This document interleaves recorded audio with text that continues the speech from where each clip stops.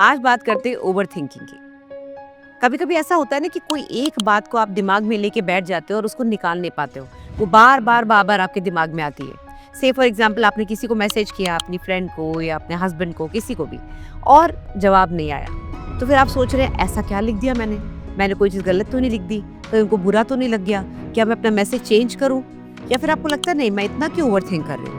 तो ये over thinking क्या सिर्फ माइंड का प्ले है, या कभी कभी बॉडी के चेंजेस, हार्मोनल चेंजेस भी इसको करवाते हैं? बॉडी के जब हार्मोन्स ऊपर नीचे होते हैं, चाहे वो ड्यूरिंग प्रेगनेंसी हो, डिलीवरी के बाद जब सडनली सारे हार्मोन्स डाउन जाते हैं, मेनोपॉज में, या फिर पीरियड आने से पहले जिसको हम पीएमएस बोलते हैं, ये सारे हार्मोन्स आपके मूड को, आपकी एंजाइटी लेवल को चेंज करते हैं और आपकी इमोशंस इस वजह से ऊपर नीचे होते हैं। तो आप एक ही बात को बार बार सोच के परेशान होते हो। वो छोटी सी बात जो आपको 2 दिन बाद लगेगी मैं इस बात को लेके क्यों परेशान हो रही थी, बट वो बात आपको उस दिन इतना डिस्टर्ब करेगी कि आप पूरे दिन वही सोचते रहोगे। छोटी छोटी बातें आपको पिंच कर जाएंगी। ये ईस्ट्रोजन प्रोजेस्टेरोन बहुत ही गड़बड़ करते हैं बॉडी में, ऊपर नीचे होते हैं, और ऊपर नीचे डिसबैलेंस होने की वजह से आपकी बॉडी में, आपकी ब्रेन में जो मूड वाले केमिकल्स है वो सारे डिस्टर्ब हो जाते हैं। तो माइंड हर चीज का वर्स्ट केस सिनेरियो बनाता है। आपको कभी कभी अपनी इतनी पुरानी बातें याद आती है जिनको आप भूल चुके हैं, आप उनको आज याद करके रो रही हैं, या फिर आप उनको आज याद करके अपने हस्बैंड के साथ या अपने बच्चों के साथ या अपने फ्रेंड्स के साथ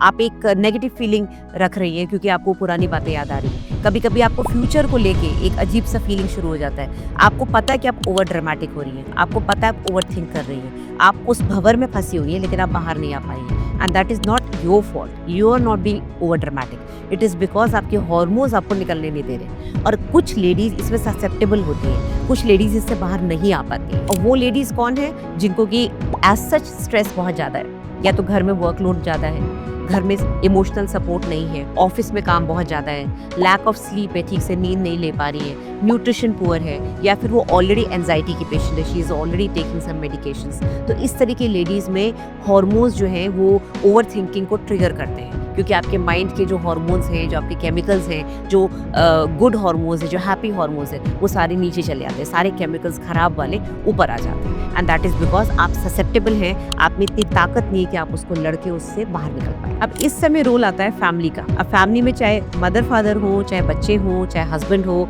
चाहे सास ससुर हो, एनीबडी, जिसके साथ भी वो लेडी कंफर्ट फील करती है, जिसके साथ भी वो रहती है, उनका बहुत बड़ा रोल आता है उसको इस चीज़ से बाहर निकालने में। आज हम सिर्फ लेडीज़ की बात क्यों करते हैं? क्योंकि लेडीज़ के अंदर ससेप्टेबिलिटी ज़्यादा होती है डिप्रेशन की। लगातार लाइफ में हार्मोन्स के चेंजेस, लाइफ में रिलेशनशिप चेंजेस, इतनी सारी चीज़ें आती हैं, और हमेशा पैट्रियार्कल सोसाइटी में लेडीज़ को एक दबा के रखा जाता है। तो इस दबी हुई फीलिंग के साथ जब उनको ऑलरेडी इतना प्रेशर फील करना होता है, साथ में मेंस्ट्रुअल पेन, डिलीवरीज, भगवान ने सारी चीज़ें औरत को ही दी है करने के लिए। तो इन सब में सबसे बड़ा रोल पार्टनर का और बाकी की फैमिली का आता है कि उस समय आप उसको बिल्कुल भी ओवर ड्रामेटाइज ना करो, उसको गिल्ट मत फील कराओ, उसको अकेले मत छोड़ो। अगर वो इमोशनली लेवाइल है, वो रो रही है और ज़बरदस्ती रो रही है, बिना किसी रीज़न के इरिटेबल हो रही है, लड़ रही है, तो आप समझो कि ये नॉर्मल नहीं है उसके लिए। आप उसको समझाओ कि मैं समझ रही हूँ या समझ रहा हूँ कि तुम अभी नॉर्मल नहीं हो और तुम ऐसी नहीं हो। मैं तुमको समझ रहा हूँ, तुमको अभी मैं क्या करूँ, कि तुमको कैसे हेल्प करूँ, तुमको बाहर घुमाने ले जाऊँ, क्या करूँ कि तुम्हारा मूड ठीक हो जाए। या कभी कभी कुछ नहीं बोलना, सिर्फ हाथ पकड़ के बैठ जाना और समझाना कि मैं तुम्हारे साथ हूँ, इतना ही बहुत है। वीडियो को बनाने का मकसद ये था कि हम लोग कई बार ये भूल जाते हैं कि हमारे साथ जो लेडी रह रही है उसके अंदर कितने बॉडी में चेंजेस आ रहे होते हैं। हम कई बार अपनी ईगो में ये भूल जाते हैं कि वो शायद किसी इमोशनल हार्मोनल प्रॉब्लम की वजह से परेशान है, नॉट बिकॉज ऑफ अस। वो भले लड़ हमसे रही है, लेकिन वो एक्चुअली अपने आप से, अपने हार्मोन से लड़ रही है। तो इस समय अगर आप सपोर्ट नहीं करेंगे तो आपकी फैमिली का जो सबसे बड़ा सपोर्ट सिस्टम है वो एक औरत होती है। औरत ही सोसाइटी चलाती है, औरत ही घर चलाती है, आपके बच्चों को शेप अप भी वही करती है। तो अगर आप उसका ध्यान नहीं रखेंगे तो कहीं ना कहीं आगे जाके पछताएंगे, क्योंकि a healthy mind lives in a healthy body.